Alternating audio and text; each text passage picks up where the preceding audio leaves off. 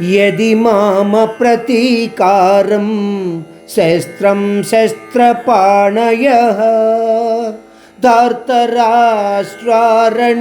హన్యు స్తన్మే క్షేమతరం భవేత్.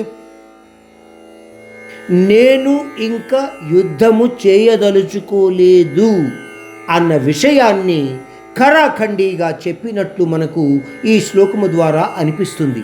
అర్జునుడు ఏమిటంటున్నాడు? ఎటువంటి ఆయుధము లేకుండా వారిని ఎదిరించే ఉద్దేశము లేని నన్ను ఆయుధాలు ధరించి ఉన్న కౌరవ వీరులు కానీ చంపినా సరే ఆ పరిస్థితియే నాకు అత్యంత శ్రేయస్కరము అని అనిపిస్తోంది కృష్ణ. అంటే యుద్ధము చేయడం కన్నా కూడా, యుద్ధము చేయడం ద్వారా కలిగే పాపము కన్నా కూడా ఆ యుద్ధములో కౌరవుల ద్వారా సంహరింపబడమే అత్యంత శ్రేయస్కరము అని అర్జునుడికి అనిపిస్తోంది.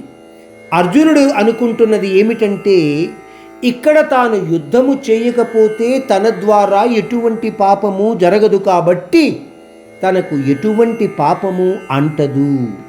యుద్ధభూమిలో మరణించిన కారణముగా స్వర్గప్రాప్తికి అర్హుడు అవుతాడు. ఇటువంటి ఉద్దేశ్యముతో అర్జునుడు ఈ మాటలు చెప్పినట్టుగా మనకు అనిపిస్తుంది. సాధారణంగా చాలామంది సమాజంలో అనుకుంటూ ఉంటారు, మనము ఎటువంటి కర్మలు చేయకపోతే మన ద్వారా పాపకర్మలు జరగవు కదా. మరిచిపోయే విషయం ఏమిటంటే, ప్రతి కర్మ కూడా మీ ద్వారానే జరుగుతుంది అని అనుకుంటారు చూడండి, అది సత్యము కాదు.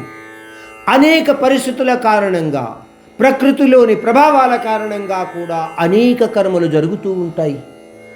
వాటి ద్వారా కూడా మీకు పాపము కలిగే అవకాశము ఉంటుంది. అందుకారణంగా మీరు ఎప్పుడూ కూడా కర్మలు చేయను అని అనుకోకూడదు. అదేవిధంగా శ్రీకృష్ణుడితో అర్జునుడు ఇక్కడ అంటున్నాడు, నేను యుద్ధము చేయదలుచుకోలేదు ఇంకా.